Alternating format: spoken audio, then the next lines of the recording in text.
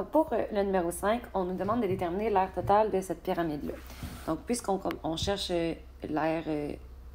Ah, non, dans le fond, la question, je pense qu'elle a été changée dans votre formatif à vous. C'est détermine l'expression algébrique réduite qui correspond à l'aire totale de cette pyramide. Donc, ça n'a pas été changé ici, mais on vous demande l'expression algébrique réduite. Donc, ici, puisqu'on demande, on parle de l'aire totale, on va partir de la formule de l'aire totale de la pyramide. La deuxième étape, c'est toujours d'aller préciser la formule. Donc, l'aire de la base.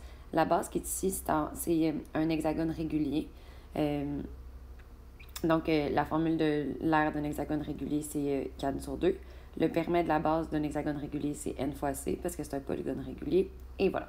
Troisième étape. Donc là, on va aller choisir. Donc, la mesure de côté de la base, c'est le 3x plus 1.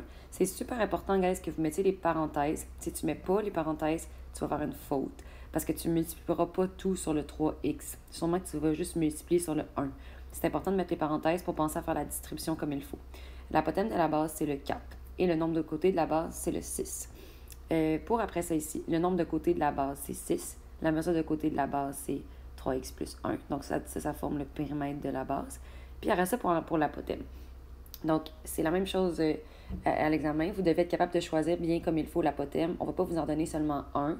On va vous donner comme plein de choix, plein de mesures inutiles pour voir si vous êtes capable de bien choisir votre apothéme. Donc, ce qui est en rouge, c'est pas bon.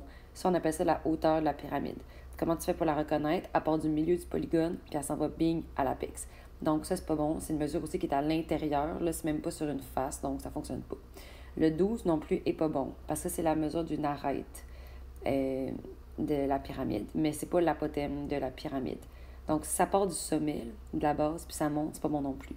L'apothéme, comment on le reconnaît? Ça part vraiment du milieu d'un côté de la base et ça monte jusqu'à l'apex. Donc, je répète, ça part du milieu d'un côté de la base et ça monte jusqu'à l'apex. C'est comme ça qu'on va aller vraiment le reconnaître. Donc, l'apothéme de la pyramide, c'est le 13. Ne pas penser que l'apothéme de la pyramide, c'est 4. L'apothéme de la base, c'est 4, mais l'apothéme de la pyramide, ça part du milieu d'un côté de la base et ça monte à l'apex. Rendu là pour la distribution. Donc, vous avez plusieurs façons de procéder, mais l'important, c'est vraiment que tu distribues bien le 4. Oh mon Dieu, c'est gros ici. Attendez juste un instant, je peux peut-être faire back. Ouais, donc ici, je vais juste aller changer la taille de mon crayon. Ouais, l'important, c'est que tu distribues bien le 4 à l'intérieur de la parenthèse. Et une fois que tu as bien distribué le 4 à l'intérieur de la parenthèse, là, tu vas aller distribuer le 6 à l'intérieur de la parenthèse.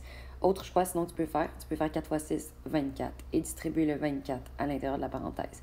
Bref, c'est censé vous donner 72x plus 24. Le divisé par 2 est toujours là. Même chose ici. Donc, je vais aller distribuer le 6 à l'intérieur de la parenthèse et ensuite le 13 à l'intérieur de la parenthèse. Sinon, vous pouvez faire 6 fois 13 et distribuer ce nombre-là à l'intérieur. Mais c'est censé vous donner ce qui est ici, l'expression algébrique qui est là.